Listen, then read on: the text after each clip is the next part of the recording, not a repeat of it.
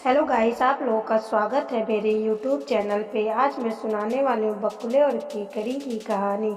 एक समय की बात है, जंगल में एक बकुला रहता था। वह नित्य प्रतिदिन रोज मछलियों को मारकर खा जाता था, लेकिन काफ़ी समय बीतने के बाद वह बहुत ही बूढ़ा हो गया था। अब वह मछलियों का शिकार करने में असमर्थ था, किसी भी मछली को पकड़ नहीं पाता था। जैसे ही मछली को पकड़ने जाता, वैसे ही वह पानी में गिर जाता और मछलियों को पकड़ नहीं पाता। तब एक मछली उनमें से कहती है कि अब हमें बकुले से डरने की बिल्कुल भी ज़रूरत नहीं है। वह बहुत ही बुढ़ा हो गया है, अब किसी भी मछली को वो पकड़ भी नहीं पाता। जैसे ही वो मुझे पकड़ने आता है, मैं इधर से उधर छलांग मारती हूँ और वह बिल्कुल भी मुझे पकड़ नहीं पाता। फिर बकुला सोचता है, अब मैं क्या करूं? ऐसे तो मैं भूख के मारे मर ही जाऊंगा। फिर वह एक दिन पत्थर पर जाकर बैठ जाता है और सोचने लगता है कि मैं क्या करूं। फिर उसे एक तरकीब सोचती है और वह उदास होकर के एक पत्थर पर जाकर बैठता है और अपने मुंह को लटकाए हुए रहता है। तभी वहाँ पे एक केकड़ा होता है।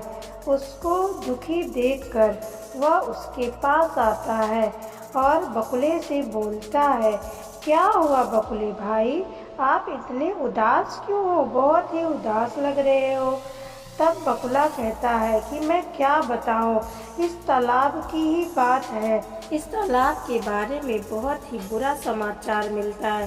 तब केकड़ा कहता है कि बताओ बताओ, हमें भी जानने का पूरा हक है कि क्या बात है।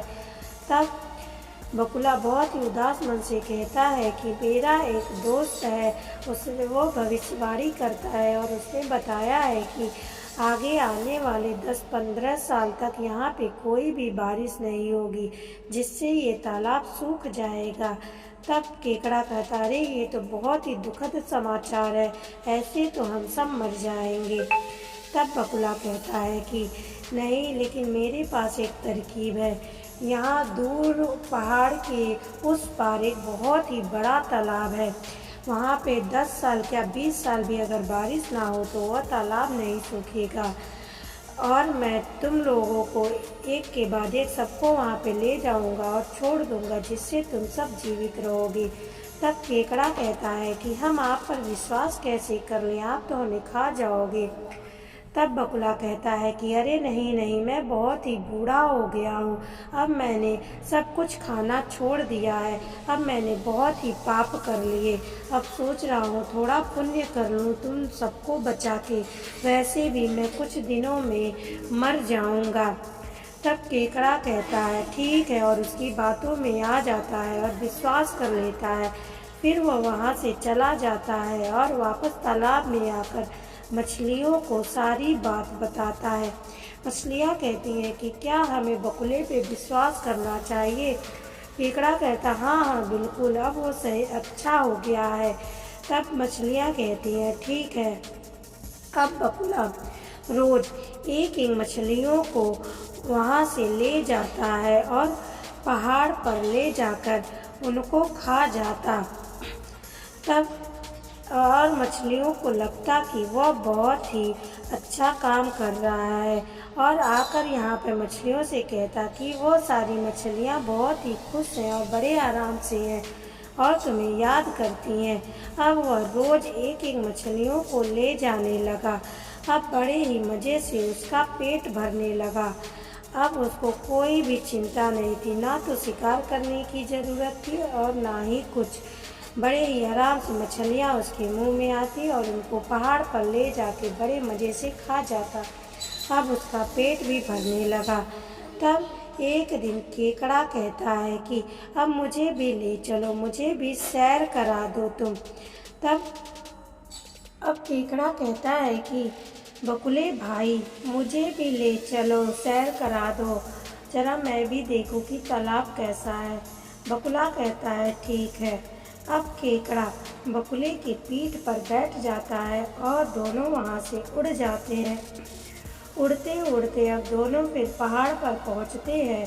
तब बकुला कहता है, चलो थोड़ी देर अब आराम कर लेते हैं। केकड़ा कहता है कि ठीक है।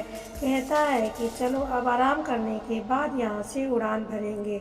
लेकिन जैसे ही वो पहाड़ के नीचे आता है, केकड़ा को मछलियों की हड्डियाँ दिखाई दे जाती हैं और उसको सब समझ में आ जाता है कि क्या मामला है।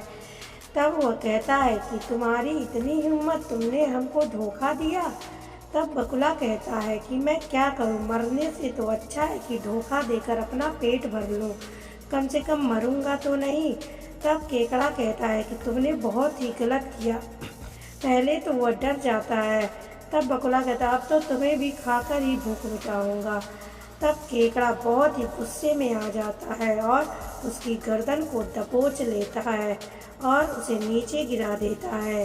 अब बकुला मर जाता है। केकड़ा धीरे धीरे पहाड़ से नीचे उतरता है और तालाब के पास आता है और सबको पूरी कहानी बताता है। आप सभी हंसी खुशी तालाब में रहने लगते हैं। तो इस कहानी से हमें यह सीख मिलती है कि हमें कभी भी दूसरों पे विश्वास नहीं करना चाहिए।